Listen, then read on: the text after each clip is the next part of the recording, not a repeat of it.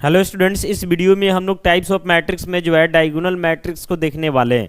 तो सबसे पहले जो है डायगोनल मैट्रिक्स को डिफाइन करेंगे और साथ ही साथ जो है इसके बेसिस पे काफ़ी सारे एग्जांपल्स को भी देखेंगे। यानी ऐसा समझिए कि डायगोनल मैट्रिक्स से रिलेटेड जो है सब कुछ जो है इस वीडियो में हम लोग देखने वाले हैं।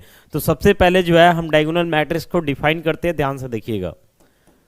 डायगोनल मैट्रिक्स, तो डायगोनल मैट्रिक्स होने के लिए जो है सबसे पहले जरूरी है कि आपका मैट्रिक्स जो है स्क्वायर होना चाहिए। और स्क्वायर मैट्रिक्स में आपको पहले से बताया जा चुका है कि स्क्वायर मैट्रिक्स में जो है डायगोनल एलिमेंट्स क्या होता है और नॉन डायगोनल एलिमेंट्स क्या होता है। अगर आप नहीं देखे हैं तो इस वीडियो के डिस्क्रिप्शन में उसका लिंक है, जा करके आप पहले देख लीजिए कि diagonal and non diagonal elements of A square matrix. उसके बाद यहाँ पे आते हैं तो आपको कहीं से भी जो है कोई दिक्कत होने वाला नहीं है। बाकी हम इसमें भी समझाने का कोशिश करते हैं। तो डायगोनल मैट्रिक्स को डिफाइन करेंगे तो बोलेंगे यहाँ पे A square matrix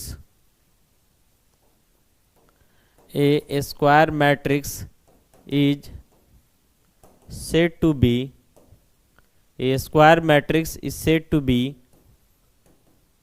diagonal matrix if all of its non-diagonal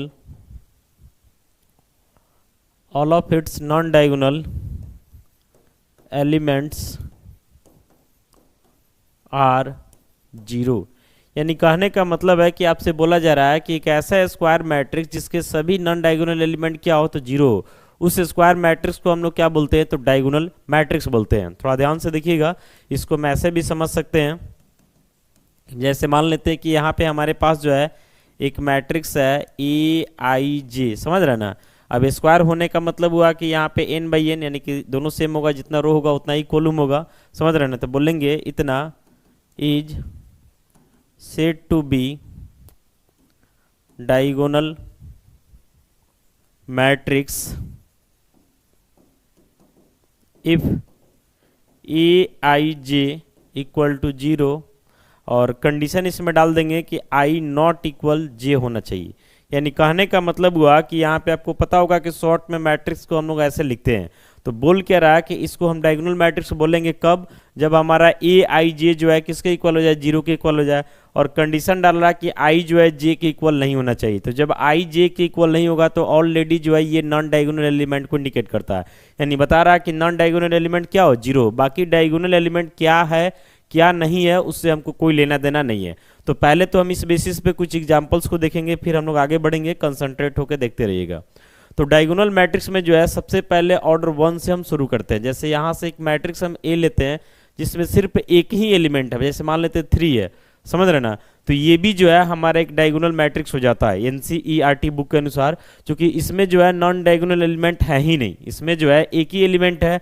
और ऐसे अगर हम देखते हैं तो ये खुद ही जो है डायगोनल एलिमेंट है, तो नॉन डायगोनल है ही नहीं, तो उसको भी हम लोग समझते हैं कि जीरो ही है। तो इसलिए इसको भी बोला जाता है कि ये डायगोनल मैट्रिक्स ऑफ ऑर्डर 1। इसको हम लोग ऐसे भी लिख सकते हैं, यहाँ चाहे तो ऑर्डर 1/1 डालिए, बाकी ऐसे लिख सकते हैं DIAG, इसका मतलब हुआ डायगोनल, और यहाँ इसके एलिमेंट को रिप्रेजेंट कर दीजिए। अभी आगे देखते रहिए। जैसे मान लेते हैं यहाँ पे एक मैट्रिक्स हम B लिख रहे हैं, समझ रहे ना। एलिमेंट यहाँ पे 3 0, फिर यहाँ 0 है, और यहाँ मान लेते हैं 9 है। ऑर्डर इसका क्या है तो 2/2 है। तो इसमें ध्यान से आपको क्या देखना है कि ये जो आपका प्रिंसिपल डायगोनल है, और प्रिंसिपल डायगोनल के ऊपर जो एलिमेंट आता है उसको डायगोनल एलिमेंट बोलते हैं। बाकी इधर जो दिखाई दे रहा है ये सब क्या होगा तो नॉन डायगोनल एलिमेंट होगा। तो इसमें भी देख रहे हैं कि नॉन डायगोनल एलिमेंट क्या है, जीरो है। इसका मतलब है कि ये हमारा जो है एक डायगोनल मैट्रिक्स है, किस ऑर्डर का तो 2 का। 2/2 बोलने की जरूरत नहीं है, सिर्फ 2 भी बोलिएगा तो चलेगा काम, कारण है कि डायगोनल मैट्रिक्स का मतलब स्क्वायर ही होता है, समझ रहे ना। बाकी इसको शॉर्टकट में हम लोग ऐसे लिख सकते हैं DIAG, इसका मतलब हुआ डायगोनल, और इसमें सिर्फ डायगोनल एलिमेंट को ही लिखा जाता। तो एक डायगोनल एलिमेंट 3 है और एक क्या है 9 है, स्पेस के साथ लिखना है। बीच में आप चाहें तो कॉमा का यूज कर सकते हैं, समझ रहे हैं। फिर मान लेते हैं कि यहाँ पे हम ऑर्डर 3 का लेते हैं, देखते रहना। एलिमेंट है 1 0 0, फिर यहाँ 0 है, यहाँ 2 है, 0 है, फिर यहाँ 0 है, 0 है, और यहाँ पे क्या है 3 है। तो 21 ऑर्डर का है तो 3/3। तो इसमें जो है ध्यान से देखिएगा, तो ये जो है आपका प्रिंसिपल डायगोनल है। तो प्रिंसिपल डायगोनल का एलिमेंट क्या है उससे हमको कोई लेना देना नहीं है। नॉन डायगोनल एलिमेंट के बारे में अगर हम चर्चा करते हैं तो नॉन डायगोनल एलिमेंट यही सब है, मतलब प्रिंसिपल डायगोनल के अलावा जो भी एलिमेंट होता है ये सब क्या होता है, नॉन डायगोनल एलिमेंट होता है। जैसे मान लेते हैं इसके पोजीशन को हम रिप्रेजेंट करना चाहते हैं तो फर्स्ट रो के सेकंड कॉलम में, ये फर्स्ट रो के थर्ड कॉलम में, समझ रहे हैं ना बात। बाकी अगर प्रिंसिपल डायगोनल का बात किया जाएगा तो first row first column, second row second column, third row third column, यानी इसमें आई जे सेम हो जाता है डायगोनल एलिमेंट में, जबकि नॉन डायगोनल एलिमेंट में आई और जे क्या होता है, डिफरेंट होता है। तो इसमें ध्यान से देखिएगा तो जितना भी नॉन डायगोनल एलिमेंट है सब जीरो है, यानी कहने का मतलब है कि ये भी हमारा एक डायगोनल मैट्रिक्स हो जाएगा ऑर्डर 3 का। इसको शॉर्ट में लिखना चाहते हैं तो DIAG लिखना है, और सिर्फ प्रिंसिपल डायगोनल का एलिमेंट ही इसमें डाला जाता है। आप कॉमा के साथ में लिख सकते हैं, तो 1, 2, 3, समझ रहे ना। बाकी अगर इतना लिखा हुआ ना तो इतना भी आपको आना चाहिए लिखने। जैसे मान लेते हैं डायगोनल यहाँ 1, 2, 3 लिखा हुआ, तो हम समझेंगे कि सब प्रिंसिपल डायगोनल का एलिमेंट दिया हुआ, और आपको पता है कि डायगोनल मैट्रिक्स में नॉन डायगोनल एलिमेंट क्या होता है, जीरो होता है। तो इससे ये चीज़ लिखने आना चाहिए, समझ रहे ना, इससे ये चीज़ लिखने आना चाहिए। इसमें 3 एलिमेंट दिया हुआ नहीं, ऑर्डर 3 का है, 2 एलिमेंट दिया हुआ ऑर्डर 2 का है, 1 एलिमेंट दिया हुआ तो ऑर्डर 1 का है। बात समझ रहे ना। जैसे मान लेते हैं कि और भी एग्जाम्पल हम लेते हैं, ध्यान से देखते रहना, 0, 0, 0, 0, 9, 0, 0, 0, 10। अब इसमें जो है ये भी आपका 3/3 ऑर्डर का ही है। अब इसको हम देखते हैं कि डायगोनल मैट्रिक्स है या नहीं, तो सीधे जो है प्रिंसिपल डायगोनल को छांट देना है। तो प्रिंसिपल डायगोनल को छांटने के बाद बाकी एलिमेंट को अगर हम देखते हैं तो बाकी एलिमेंट हमारा कहीं ना कहीं क्या है, जीरो है।